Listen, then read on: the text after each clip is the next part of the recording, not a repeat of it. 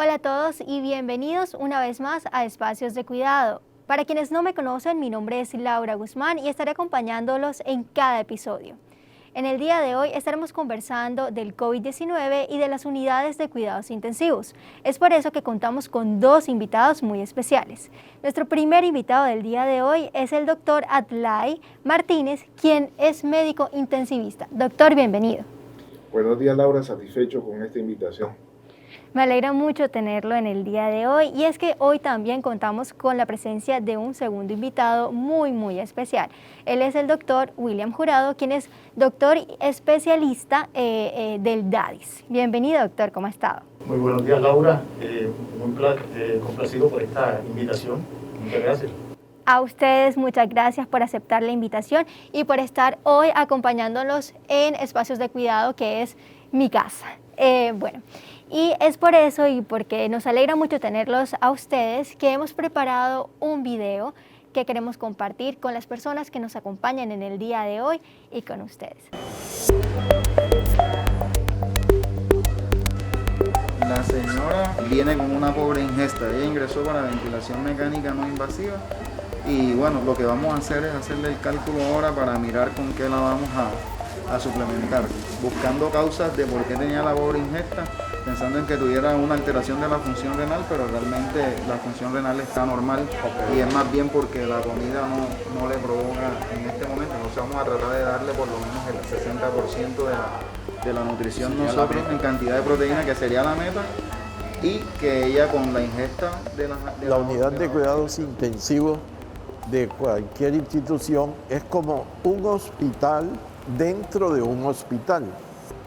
O sea, es el hospital del hospital.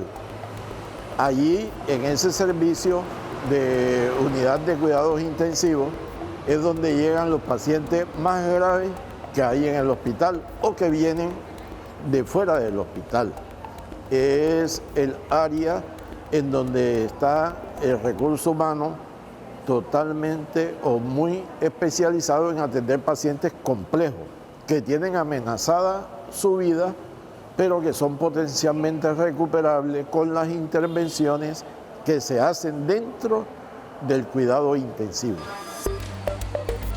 Ahora en la mañana la valoré y está más despierta. De hecho, tuvo un 80% de ingesta de dieta supraglótica. 80%. Sí, ella estaba comiendo supraglótica.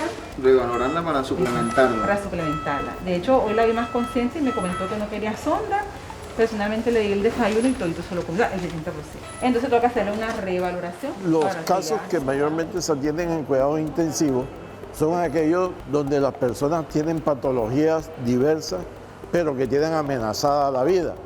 Tienen una infección, es decir, una sepsis por bacteria o por virus, como ocurre ahora con el SARS-CoV-2, o sea, el COVID-19, o que tienen un infarto cardíaco, o que tienen un accidente cerebrovascular, o que tienen cualquier enfermedad metabólica que lo desacondiciona y lo está llevando a la muerte.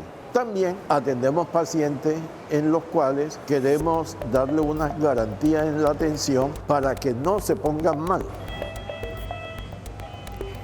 Bueno, doctor William, ya para iniciar, yo quisiera preguntarle, ¿qué requiere, cuáles son los requisitos que necesita una institución para poder contar con una unidad de cuidados intensivos? Para tener una unidad de cuidados intensivos, las instituciones deben de cumplir con unos requisitos que están establecidos en una norma. La norma es la resolución 3100 del año 2019. Actualmente la norma vigente, pero cada un periodo de más o menos unos 3-4 años, esa norma se ha venido actualizando y la que tenemos actualmente esta es 2019. Entre los requisitos que existen son unos requisitos mínimos de habilitación que cumplen básicamente 7 estándares, que son unas características de infraestructura. Esa infraestructura debe tener las condiciones suficientes para que puedan ser fácilmente lavables los cubículos, que puedan utilizar sustancias de desinfección que permitan garantizar la bioseguridad de los pacientes y del personal que labora en la institución. Debe tener un espacio que se sirva para poder tener una buena circulación del personal, los equipos que necesita el paciente en ese momento, entre las características generales que debe tener la infraestructura. debe tener un talento humano, que es lo fundamental en este área, ya que es un talento humano que debe tener un entrenamiento y las competencias adecuadas para intervenir en ese tipo de servicios. Aparte del tema del talento humano, estamos con las dotaciones, son los equipos biomédicos que necesitaría el área, como ventiladores o respiradores, bombas de infusión y monitores que sirven para la monitoría tanto invasiva como no invasiva. Deben de tener también unos procesos institucionales, tanto asistenciales como procesos administrativos. Deben contar con unos medicamentos especiales para esa área, sobre todo antibióticos, drogas que tienen acción desde el punto de vista vasoactivo, como son los inotrópicos, los vasodilatadores. Bueno, el doctor Arlay posteriormente nos hablará mucho más de esa parte técnica, pero también los insumos para que los monitores puedan interactuar con el paciente, como los equipos de transfusión, los equipos de bombas de infusión, los equipos para colocar catéteres. Además de eso, una interdependencia de servicios. No es colocar una unidad de cuidados intensivos como para colocarla solamente. Tienes que tener un área de hospitalización intermedia, tienes que tener un servicio farmacéutico, debe tener laboratorio, debe tener imágenes, debe tener servicio transfusional disponible y debes de tenerlo incluso las 24 horas al servicio del paciente. ¿Cuáles son los criterios médicos para decidir si un paciente requiere entrar en las UCI? Para que un paciente ingrese a cuidado intensivo se necesitan varias cosas. Lo primero es que el paciente sea recuperable, porque cuidados intensivos no es un moridero. Cuidado intensivo es un sitio donde se va a prestar un servicio que va a hacer todo lo posible por recuperar a esa persona que en ese momento está crítico y que está en un momento de su vida que puede perderla si no se le dan las ayudas necesarias. Para esto se tienen unos criterios, y hay unos criterios que son desde el punto de vista respiratorio, desde el punto de vista cardiológico, gastrointestinal, neurológico o infeccioso, que nos van a llevar a plantear el problema y a plantear las posibles soluciones que tenga. Por ejemplo, ahora con esta epidemia de coronavirus, de la COVID, uno de los criterios es la falla respiratoria, la insuficiencia respiratoria. Por ejemplo, un paciente que tenga una frecuencia respiratoria por encima de 30, paciente que tenga una saturación de oxígeno por debajo de 92, paciente que tenga una presión parcial de oxígeno por debajo de 60, o pacientes que tengan inminencia de una claudicación respiratoria, o sea que en cualquier momento su proceso respiratorio va a fallar, tiene la necesidad de ingresar a una unidad de cuidado intensivo. Desde el punto de vista cardíaco, por ejemplo, las arritmias malignas deben ser manejadas en cuidado intensivo. Un infarto agudo del miocardio debe ser manejado en cuidado intensivo. Una isquemia cerebral desde el punto de vista neurológico también debe ser manejada en una unidad de cuidado intensivo. Y así, cada una de estas patologías pueden ser tributarios a que un paciente ingrese a cuidado intensivo. Ahora, lo importante y una de las cosas que se vio dentro de esta pandemia era que muchos pacientes que no reunían los criterios para ingresar a cuidado intensivo recibíamos la presión muchas veces de otras partes para ingresar al paciente, aún a sabiendas de que el pronóstico del paciente era un pronóstico ni siquiera sombrío, era un mal pronóstico. Bueno, y ahora me gustaría invitarlos a que veamos el siguiente video. Esta es una grúa para subir a los pacientes. Anteriormente los pacientes había que cargarlo a pulso. Ahora la grúa moviliza a los pacientes de la cama a la camilla y también a la inversa, cuando vienen en la camilla a la cama, y es más seguridad para el paciente. Dentro de la UCI tenemos pacientes descompensados que le decimos hemodinámicamente que está con la tensión arterial baja porque hay diversas causas que se los lleve y tenemos que usar algunos medicamentos que le llamamos vasopresores o vasoactivos que lo mejoran. También pacientes que tienen un estado de deshidratación o de desbalance de líquido electrolítico que tenemos que abordarlo intensamente, como también aquellos pacientes que tienen insuficiencia respiratoria y necesitamos colocarle un ventilador mecánico que respira por ellos, mientras avanza una enfermedad de base que los lleva a esa condición.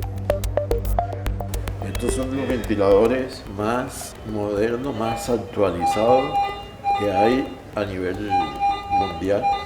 Son ventiladores que tienen todos los parámetros, no hacen ruido. COVID-19 ha cambiado todo. Cosas que antes eran mentiras, ahora son verdades.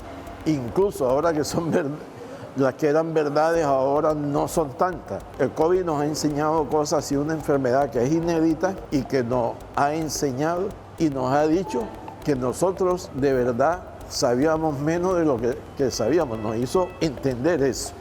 Así que sí, ha influido porque atendemos a los pacientes afectados con el COVID en unas salas muy diferentes para esto de manejar asuntos de salud pública, del contagio, con unas medidas mucho más herméticas que usábamos antes en las unidades de cuidados intensivos no COVID. Bueno, doctora Atlay, yo creo que el papel de ustedes como médicos, como profesionales en salud, ha sido impecable, y no solamente ustedes los médicos, sino también todas las personas que trabajan en las instituciones que han tratado pacientes ahora en la pandemia. Pero entonces yo me pregunto, ¿cómo es la preparación de ustedes y más ustedes médicos intensivistas para afrontar casos de COVID-19, más que son personas, o sea, desde muchos puntos de vista es, digamos, compleja la situación? Desde mucho antes de que la pandemia llegara a Colombia, el grupo de intensivistas de la ciudad, en conjunto con todos los médicos que trabajaban en la unidad de cuidado intensivo, comenzamos a reunirnos todos los días a las 6 de la mañana y cada quien iba preparando un tema relacionado con el manejo del COVID. Así que fuimos preparándonos desde el punto de vista académico para enfrentar la pandemia. Al igual lo hacíamos como replicación en todas las instituciones con nuestro personal de trabajo, con las enfermeras, con las fisioterapeutas, con las auxiliares de enfermería, y se destinaron sitios específicos para manejo de los pacientes de COVID. De tal manera que nosotros, antes de entrar a manejar un paciente, ya teníamos el conocimiento de, por ejemplo, cómo vamos a estar nosotros vestidos para enfrentarnos con un paciente con COVID. Y ahí cabía también la responsabilidad de la institución en dotar al personal de los elementos de protección personal. Luego que teníamos los elementos, teníamos que capacitar a todo el personal de cómo ponerse todo ese overall y toda esa vestimenta que teníamos que utilizar en ese momento. Justo en el momento en que se inició la pandemia, se inició un proceso de vacunación a nivel de todo el país, inicialmente con los médicos que estábamos en la primera línea de atención, y siguiendo los esquemas de vacunación y los elementos de protección personal adecuados, logramos que muy pocas de las personas nos enfermáramos con la COVID-19. Quería ahora sí invitarlos a ver nuestra píldora jurídica. Soy Mayerlin Marimón, abogada en salud y fundadora de la firma Actuación Judicial. En el día de hoy les traigo otra píldora súper interesante y es en relación al tema de las unidades de cuidados intensivos en el distrito de Cartagena. Y decirles que en el marco de la pandemia se vio la necesidad de centrarse y de prestar un poco más de atención a qué ocurría en las clínicas y hospitales en relación a las unidades de cuidados intensivos. Es por esto que les manifiesto que en estos momentos de la pandemia las unidades de cuidados intensivos están siendo reguladas y están siendo objeto de un plan de ampliación de las mismas. Y este plan de ampliación lo que busca es que la ciudadanía pueda contar con la capacidad requerida y necesaria para aquellas personas que se enfermen a tal nivel que la requieran. Sobre esto les informo que se expidió el decreto 538 de 2020, quien en su artículo primero permitió una autorización transitoria o temporal durante el término que dure la declaratoria de emergencia sanitaria en el país para que las instituciones prestadoras de servicios de salud puedan prestar sus servicios en el marco de la pandemia y puedan obtener pues una habilitación express para poder atender la pandemia del COVID-19. Decirles que esta solicitud la deben realizar las IPS ante la Secretaría de Salud de cada uno pues de los territorios. En este caso sería aquí en Cartagena pues la Secretaría de Salud distrital, que es el DADIS, y a nivel departamental pues la Secretaría de Salud departamental. Finalmente les traigo como recomendación en esta píldora que al momento de afiliarse a su EPS verifique muy bien la red de prestadores de servicios de salud con que cuenta esa EPS, o al momento de trasladarse, en caso de que ya se encuentre en una y quiera de alguna u otra manera trasladarse a otra para mejorar las condiciones. Lo primero que debe hacer en estos casos es verificar la red de prestadores, verificar la red o el listado de clínicas y hospitales con que cuenta esta EPS para prestarle a usted y su familia los servicios de salud. Entonces, revisar que cuente con unidades de cuidados intensivos adultos, una red, unas clínicas con unidad de cuidados intensivos adultos y unas clínicas con unidad de cuidados intensivos pediátricos en caso de que usted tenga dentro de su núcleo familiar menores de edad. Muchísimas gracias, doctora Mayerlin, por esa píldora jurídica del día de hoy. Y bueno, doctor William, yo quería hacerle una pregunta, y es que frente a un posible nuevo pico de contagios de COVID-19, ahora que, digamos, las restricciones han mermado un poco, ¿cómo se están preparando las instituciones y cuáles son las recomendaciones que se están dando a las instituciones para prepararse frente a este nuevo pico? Bueno, definitivamente es cierto de que va a haber una cuarta ola. O sea, eso tenemos que esperarlo.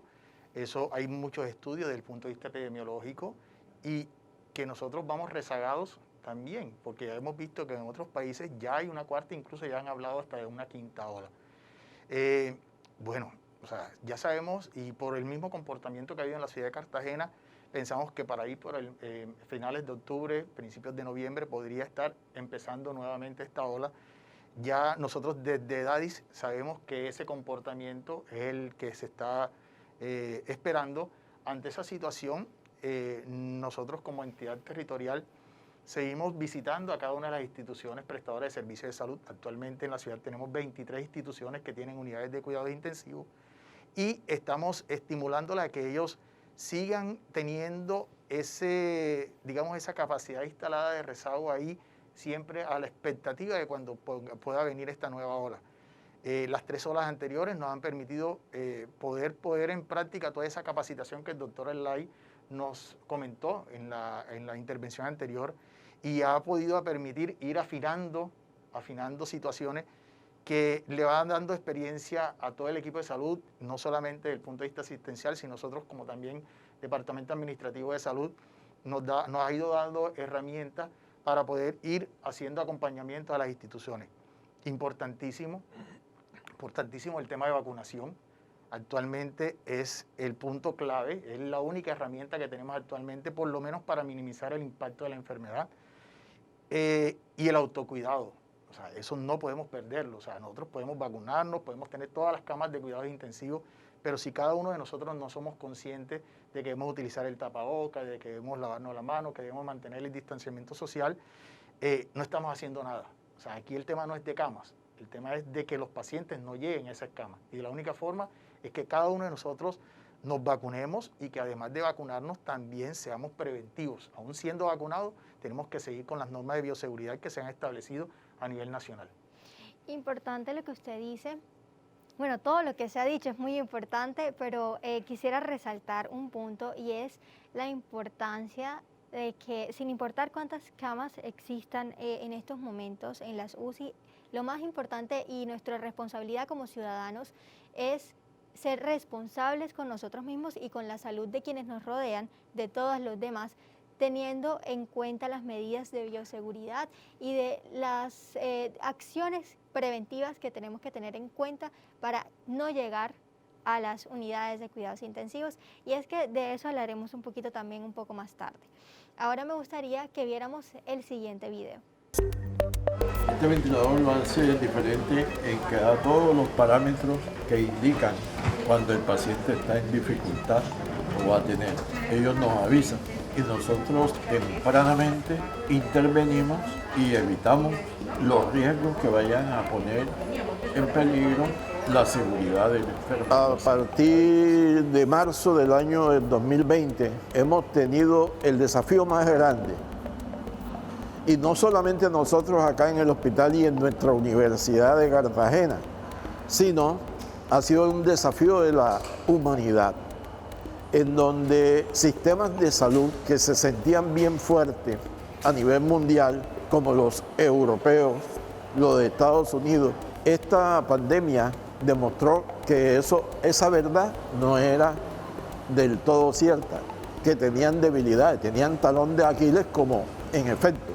Ahora imagínense usted la nuestra que ya venía averiada y nos tocó atender con la misma fuerza a ese tipo de desafíos. Sin embargo, hemos salido adelante. ¿Cómo? Este hospital, que es de la Universidad de Cartagena, tenía unos pisos que no funcionaban y a pesar del desafío más grande, el hospital creció. La atendimos, aquí estamos, dimos los mejores indicadores del país.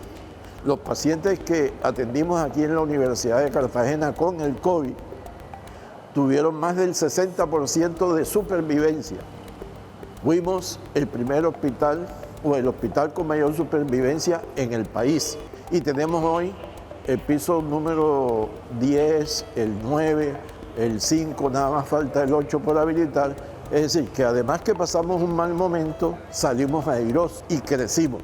Y al crecer los escenarios de atención, la academia se fortalece, porque así hay mayores espacios para abrir inclusive nuevas ramas del saber o de profundización, o inclusive algunas que la universidad aún no había tenido en cuenta abrir en este corto plazo. Bueno, el doctor William nos hablaba hace un momento sobre algunas de las recomendaciones para no entrar a las UCI, para no llegar allá. Pero a mí me gustaría que usted, doctora Atlay, nos hiciera algunas recomendaciones para evitar llegar a las UCI, para seguir cuidándonos. Laura, mira, lo principal es la detección temprana. ¿Cuándo debo yo acudir a un servicio de urgencias? Importante no ocultar los síntomas. Por ejemplo, COVID puede comenzar como una gripa cualquiera. El problema también que tiene el COVID es que aparte del punto de vista respiratorio tiene diferentes manifestaciones que uno pensaría que están ligadas a otro tipo de enfermedad. Por ejemplo, la diarrea. El COVID puede comenzar como un episodio diarreico común y corriente. El paciente piensa que no es sino una diarrea y comienzan a tomar medidas antidiarreicas, cola con limón, lo que ustedes menos piensan. Y en realidad lo que está el paciente es comenzando un cuadro de COVID. He tenido dentro del ejercicio de todo esto casos impresionantes. Por ejemplo, un médico incluso, compañero de trabajo de la institución, presentó un cuadro convulsivo. Convulsionó y todo el mundo pensaba que era una neurocisticercosis, que era una convulsión de primera vez y lo que tenía era COVID. Pacientes, por ejemplo, con hipo. Me tocó hospitalizar un paciente que presentó un cuadro de hipo y lo que tenía era COVID. Entonces, no debemos minimizar ninguno de los síntomas que tengamos para solicitar la ayuda en el posible diagnóstico de COVID. Hay una negación de que el COVID no existe y oigo mucha gente diciendo por ahí por la calle que el COVID no existe, que eso es una conspiración de los Illuminati, que es una conspiración de Bill Gates para hacer más dinero. Lo cierto es que el COVID es una realidad y es una amenaza contra nosotros y una amenaza contra la sociedad. Entonces no debemos perder, como decimos en la costa, no hay que dar papaya. Siempre ante la más mínima sintomatología o signología, lo que debemos es consultar tempranamente. ¿Por qué? Porque una consulta temprana evita una agravación del cuadro y puede manejarse ambulatorio. El 80% de los pacientes con COVID se manejan en casa. El 20% que queda El 15% se manejan hospitalizados sin necesidad de ingresar a una unidad de cuidado intensivo. Y el 5% son los que tienen requerimiento de cuidado intensivo. Pero esto va a depender del momento del diagnóstico. No es lo mismo que yo le consulte a usted porque me comenzó un dolorcito de cabeza, pensé que podía ser COVID, acudí a la urgencia, me establecieron el tratamiento, pero, o por ejemplo, la gripa, yo comienzo con un cuadro gripal, comienzo a tomar todo lo que se ocurra, limón, jengibre, y mientras tanto el COVID viene haciendo su trabajo. Y cuando ya consulto a la urgencia es porque ya tengo dificultad respiratoria y ya el tratamiento y el pronóstico cambia totalmente. Entonces lo importante en esto es hacer la detección temprana para poder brindar un mejor tratamiento y una mejor solución. A todos, muchísimas gracias por acompañarnos y ya saben que los espero muy pronto en nuestro próximo episodio de Espacios de Cuidado. Hasta la próxima.